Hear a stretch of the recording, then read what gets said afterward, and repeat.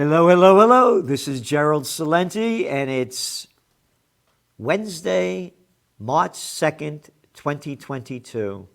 And we are honored and privileged to have with us Judge Andrew Napolitano, one of the world's greatest judicial authorities, to give you information, insights, observations, facts that you need to know as we're moving into a whole new world that we would have never have anticipated. And that whole new world, a part of it is very much a loss of freedom and a loss of constitutional rights. And again, there's no one with the authority and judicial background of Judge Napolitano to tell us about that. And as we just go into this, to make this very clear, we lost our rights when at levels that we've been losing them. But when the COVID war broke out 2 years ago, it's 2 years ago that it was really blew out. The dictatorial mandates, one after another, they told us, we're going to flatten the curve. You're going to stay in your house. You're going to lock down. You're going to close your business. We're going to tell you what to do. And it just kept getting worse. And we wrote in the Trends Journal 2 months ago that the COVID war would end by late March, mid-April. The COVID war is almost over. And now, following the COVID war, is the Ukraine war. And as a trend forecaster, and I've been at this going 47 years, 41 years, anybody that's been in the business tracking trends, let me see a track record and we could talk. The future that I see right now is hell on earth. We just heard from a Russian, one of the top guys, saying that World War III will be a nuclear disaster. No kidding. How many times have I said World War III when they asked Albert Einstein, a guy that knew a little thing about an atomic bomb, what weapons will be used in World War III? He said, I don't know, but they'll be using sticks and stones to fight the fourth. World War III has begun. When you're a little kid, they tell you, the war, World War I began when they assassinated the Archduke Ferdinand in Sarajevo. What the hell is an Archduke Ferdinand and where the hell is Sarajevo? Hey, dumbbell, it was building up to that and that was the explosion point. We are in the beginning of World War III. And if we don't unite for peace, we are going to die for war. Judge Napolitano, last night, Biden, they're saying that Putin is out of his mind. Yeah, no crap. How about the guy that's playing president? Does he have all his brains? He goes on to say that Biden promises to inflict pain on Putin in State of the Union address.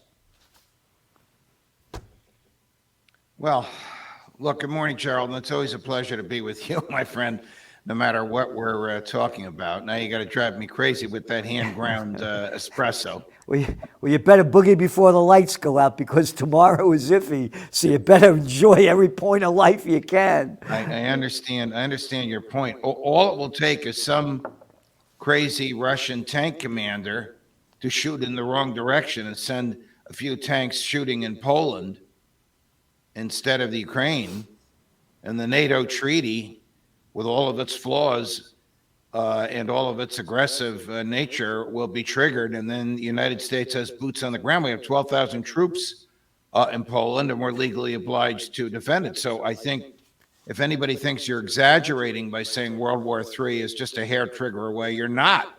It's literally just a hair trigger away. I thought Biden's presentation last night was good, but the concept that the government will divert our hatred from COVID to Putin and use that hatred to aggrandize more power for itself and tell what businesses can operate is reprehensible. Sanctions are immoral.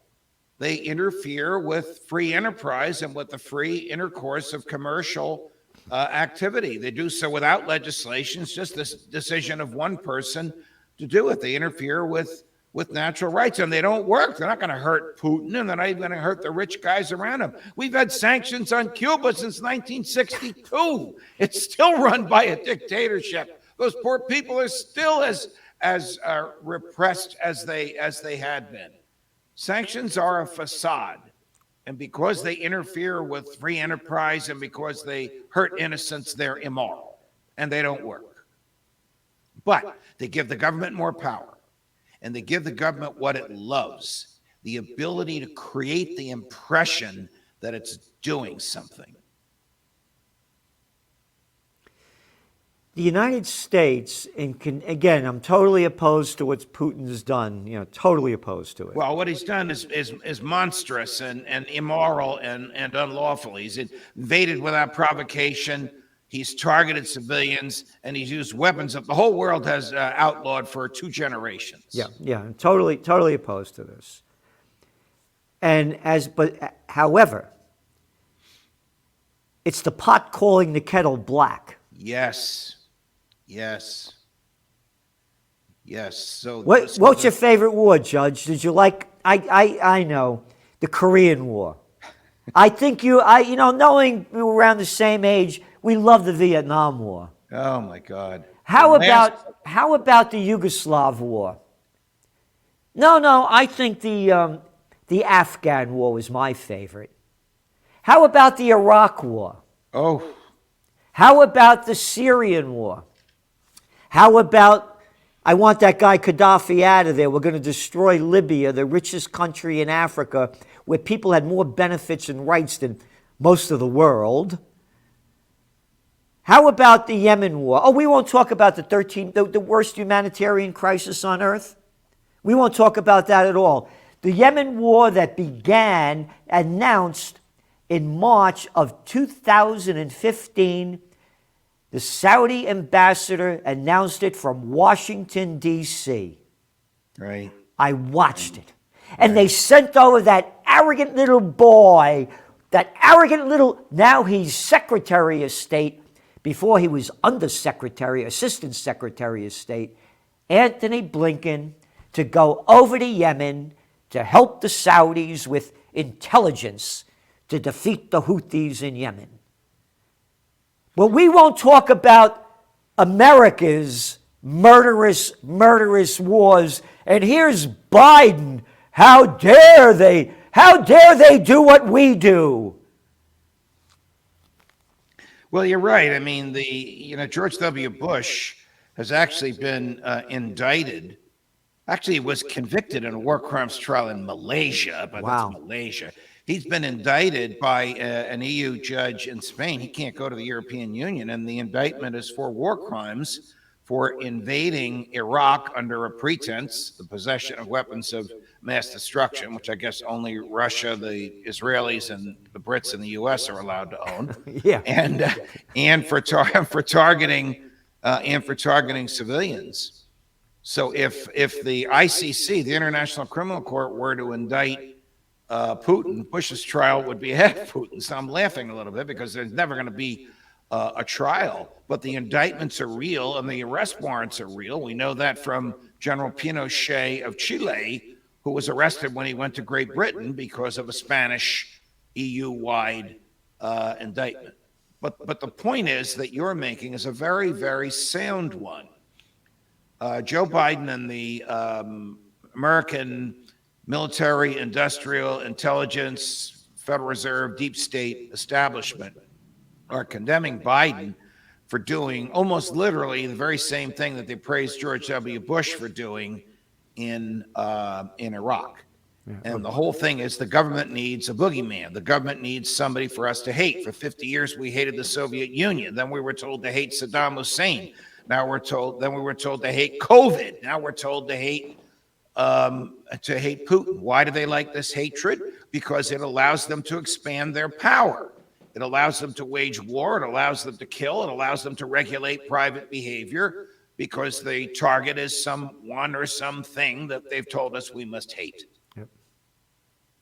You mentioned, by the way, you meant Putin, but you said Biden the second time. Oh, sorry. The hate button. I just wanted to make it clear to everyone listening. Yeah, thank you. No, this is Again, from the COVID war to the Ukraine war to World War III. This is serious.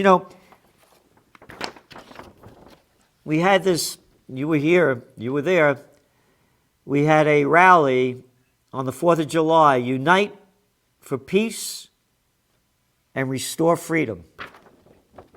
I loved that rally. That was the best you've ever had, and we'll do it again. Yep.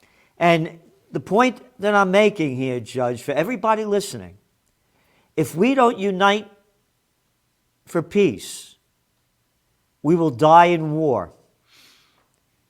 And you made the point, these sanctions don't hurt Putin or the oligarchs. They hurt we the people, the average person. And it's the same thing that they're doing. They're doing it again. And here again, as we look at it outside the political realm, how about the price of Brent crude right now? Oh, it's only at $107 a barrel. All the people out there, us plantation workers of Slavelandia, when you're putting the gas in your car, you're looking at the thing. The rich people don't do that. These sanctions are hurting us. Correct. They're not only hurting the Russians. Again, we detail in this week's Trends Journal the prices of wheat, the prices of palladium, one after another, skyrocketing. One of the sayings I have, there was a thing called the 1929 market crash, followed by the Great Depression, and then what followed that? War. World War II. What followed the dot-com bust in 2000? Oh, the Afghan War. Right. When all else fails, they take you to war. Right. And the people are buying it. They hate the Russian people. That's like that's like the rest of the world hating us because of what Bush and Cheney and Rumsfeld and Obama and Clinton did to other countries. Correct. There's no basis to hate the Russian people. Look, they have a dictatorial government that knows no restraint except what he thinks he can get away with. But objectifying hatred on the Russian people is absurd. But you're right. The government will preach that in order to start or fight a war, because, as you said, that's a great one-liner. When all else fails, go to war. Yeah, they take you to war. They do it all the time. You know about Smedley Butler, right? Yes. War is the health of the state. Yep. And this is what the most decorated Marine in the history up to the point when he made that statement. Correct. And so, Judge, what do you see happening here? Where do you think it's going? Unfortunately, I think it's going to get a lot worse. I think the government needs war to feed its patrons and to induce the unity of the American government, of the American people behind the government, to bring about the pliant nature of people who will say, well, we got to support this, to open up people's coffers. I mean, war literally is the health of the state. And when the state is failing, just in those instances that you told us about, which are historical truisms and facts, and they're not even subject to debate, war was the cure. Of course, war destroys. It destroys things. It kills people. It wastes assets. But it does unite people. And when war's over, there's a euphoria, and the economy comes back. And it doesn't matter if it's a Republican president or a Democratic president. It could be a conservative Republican or a liberal Democrat. The forces of government are the same no matter who the president is. And the forces of government want war. They also want to objectify someone or something as a target, and right now it's Vladimir Putin. And after it's Putin, it'll be someone or something else. I mean, look, the COVID experience showed us how fragile democracy is. and how easy it is to crush our freedom. And think about this, because you're the first one that told me about this now a month ago. Who would have thought that the freedom movement would have begun with a bunch of unshaved, unwashed truckers in Canada, of all places? Now that's the beginning of a freedom movement. That's the beginning of a blue-collar demand to leave me alone, to get out of my bank account and out of my gas tank and out of my veins and let me live my own life, from a bunch of courageous truckers in Canada, of all places. Trudeau is still reeling from the beating that he took in the minds of people because of the dictatorial manner in which he treated those people who are just expressing a wish to return to their freedoms. And you know, when he initiated the Emergencies Act. Yeah, well, that's repellent. Right? And what did he do? If you donated to the Freedom Convoy, we're taking your money. Correct. Yep, your retirement account, whatever you have, we got it. And they still have it. Right, right.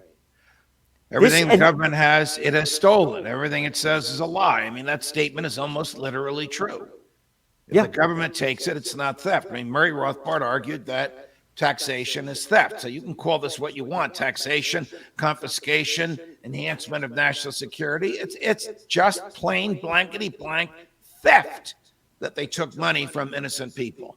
How you get it back under Canadian law, I don't know. Yeah, again, but even though, you know, nobody likes Trudeau or whatever, the Emergency Act is, you know, what he did is he robbed the people of the freedom, and the Parliament voted for it. Right, right. And what I'm saying to everybody here, let's suppose all of a sudden, Judge, I just heard a bomb went off and it hit Wall Street. What would happen? A declaration of emergency of some sort. I mean, we have Supreme Court opinion saying there's no emergency exception to the Constitution. Baloney. They get away with whatever they want. They'll enact the Patriot Act, which allows spying without a warrant. They'll prevent certain economic activities, as they're doing now. The government will do whatever it can get away with politically. And when it objectifies hatred or fear, it can get away with almost anything politically. That's right. And I believe there's going to be a false flag or real, some kind of attack. They have the people all set up for it now. Ladies and gentlemen, you know, another, what we'll call it, isn't that some name, a Patriot Act? Yeah. Well, the opposite of patriotism. The most reprehensible piece of legislation ever enacted since the Alien and Sedition Acts in 1798, which made it a crime to criticize the government. Yep. They're going to do something else like that. And just like they, you know, I tell the story of what happened on 9/11, you know, without going through a lot of detail. I expected something like this. USA Today used to do my top trends every year. And the headline in USA Today in December of 2000, and the new trends come out for 2021. We put them out, 2001. We always do them in December for the coming year. 2001 won't be our year, Trendseer says. And I warned that a wave of anti-Americanism was sweeping the globe. And Americans wouldn't be safe at home or abroad. It's there. Everybody could read it. So 9/11 happened, and I'm watching it happening on TV. One of the first things I did, I called the bank. I had certificates of deposit. Remember in those days you used to get interest rates when you put your money away? Yeah. I said, send my money to Rhinebeck Bank. Because the planes are coming down the Hudson River, and I don't know if they're going to hit Indian Point. If they hit Indian Point, the nuclear power plant, which I know exactly where it is, I used to go water skiing there as a kid. Before I watched it being built, I said, if they hit that power plant, there'll be chaos, it'll be uncontrollable. So I had guns, gold, and a getaway plan. I couldn't get my CDs. They closed down Wall Street.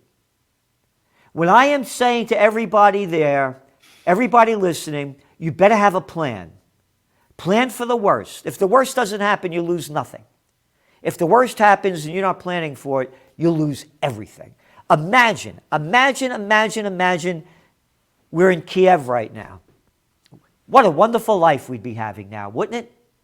It'd be so gorgeous. We'd be so happy as bombs away. And the same thing can happen. And we must unite for peace. It's not united we stand, divided we fall. United we stand, divided we'll die. I knew you were going to say that because, again, it's a truism.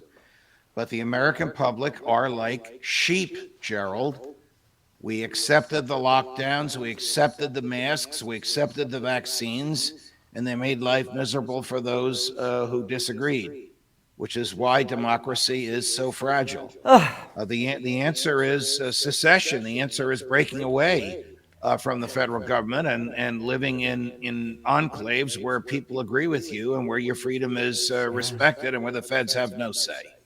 But if there's a world war, it's the annihilation of life on Earth. It'll be Well, if it's a nuclear war, yes. Yeah, and that's what it'll be. Again, worse than nuclear, whatever it might be. Hey, this is last night with Biden. We are choking off Russia's access to technology that will sap its economic strength. Isn't that great? Doesn't hurt the people that make the decisions. It hurts the middle class and the lower classes, and it hurts innocent people all over the world. Yes. By raising prices and reducing the availability of marketable goods. And then he goes Russian on. planes can't fly over American airspace. Does that hurt Putin? No, it hurts No. the people that work for those airlines, and it hurts the people that want to patronize those airlines. Yeah. He goes on to say, the State of the Union is strong because you, the American people, are strong. Strong? These guys couldn't fight the weight of a paper bag. Look what the American people look like. Oh, only 72% are overweight and 40% obese. Strong? And you were talking about the Freedom Convoy in Canada. How about the Freedom Convoy that never happened in America, the Truckers' Convoy? They were supposed to be down in Washington. Where are those truckers? I was told to expect, and I think you were as well, a few thousand trucks surrounding D.C. last night. Nothing. A couple of hundred. Hardly anything showed up out of a country of what, 332 million people? Yeah. Compared to Canada, what, they're about 60 million or something? Around there? 30 million? Whatever. Yeah. It's a lot smaller in population. Yeah, tiny compared to the United States in Well, population. that's why I said, who would have thought that a bunch of blue-collar guys in Canada would be the springboard for a revival of freedom? And then finally he goes, now is the moment to meet and overcome the challenges of our time, and we will see one people, one America, the United States of America. You ready? May God bless you all. May God protect our troops. Do you think God is on that side of war and troops? Well, it's a line that he thinks will resonate with his base. I don't know what he believes. But I mean, what God would support this kind of talk? It's not a God.